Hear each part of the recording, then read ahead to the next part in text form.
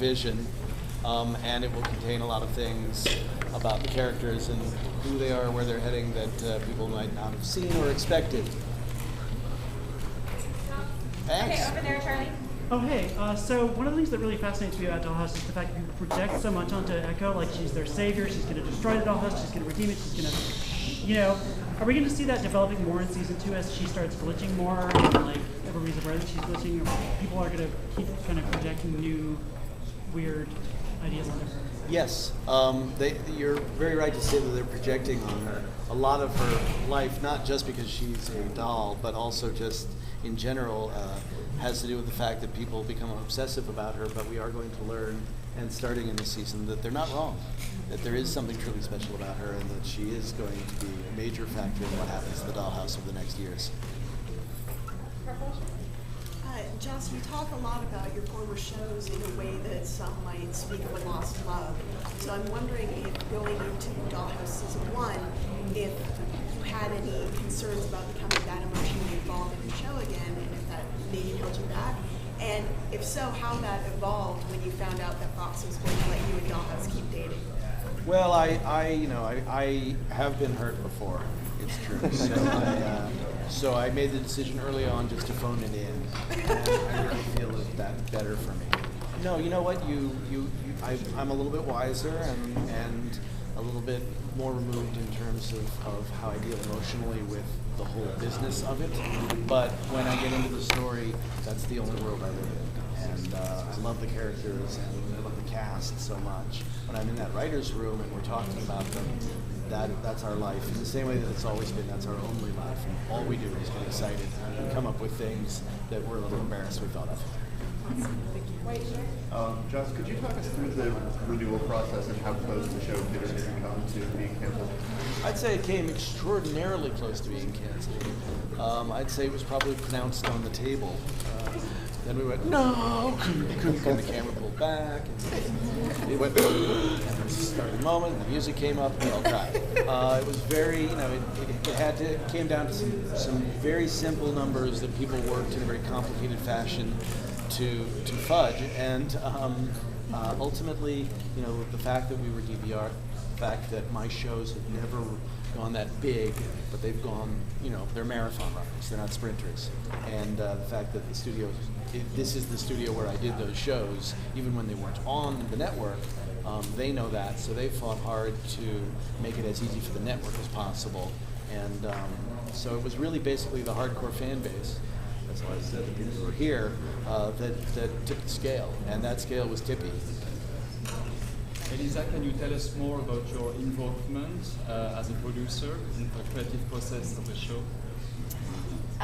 Well, when Joss and when I asked Joss to come to lunch and pulled my little,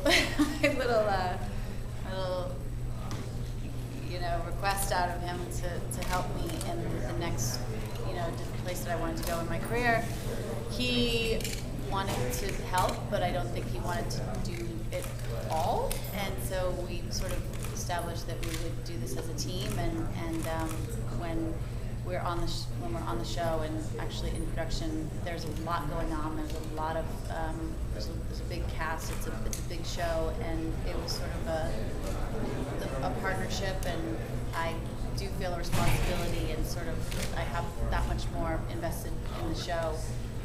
Because I want to see it go on, and I want to see it be great. And when Joss is sort of off doing other things and writing shows, I feel like I am the constant on set, and in a way I try and hold the set down or blow it up. But I'm learning, and so that's a different role for me. But it's something I'm grateful to Joss for, because it's given me an opportunity to also produce other things, and I've been in the business now for a long time, and that's been a great door to have.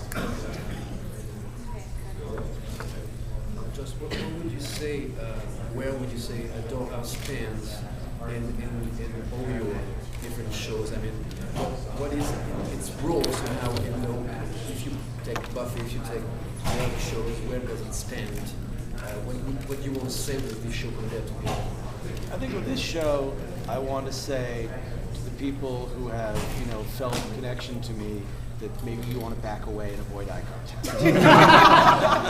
Maybe there's something horribly wrong with it. And this is my very poetical way of expressing it. I think of it as a work that actually frightens me at times in a way that my shows seldom got to. And at the same time, I have that sort of jolly love of everything that's going on. I have to be reminded sometimes that what I'm doing is reprehensible.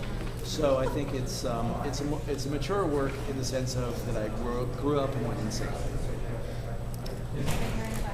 So the first season was all about discovering the mystery of the dollhouse, finding it, that one character's obsession with finding the dollhouse, and in the last episode you changed that he found it and everything was closed. How will the second season change a little bit the tone? I think ultimately it's, we had always intended for Paul to find the dollhouse and for his interaction to change because we didn't want him to be like the reporter in the home showing up too late every episode. And now we're going to, they've been working on him from the outside with November and now his obsession, his, let's let that go, is going to be really tested because he's going to be in there with her, partially to protect her, but also to find out what's really going on. But you can't, you can gaze into the abyss or you can actually live in it. It's going to affect you. And so we're going to see, as she is starting to grow, we're going to see everybody else really starting to become a part of it. Is there a particular direction that one of those kind of the conspiracy, all of these different ways, is there a particular direction that you're most interested in going for season 2? Well, I think ultimately the thing that fascinates me is morality and personal politics, the politics of the person in the moment as opposed to the statement. Yet I would say in terms of the second season, the abuse of power and the different kinds of forms it can take is going to become broader and more, in fact, political than it has been. We're going to see the dollhouse in the world. Okay, one last question. Who has the best question? You've explored this with the other shows, the world of comic books.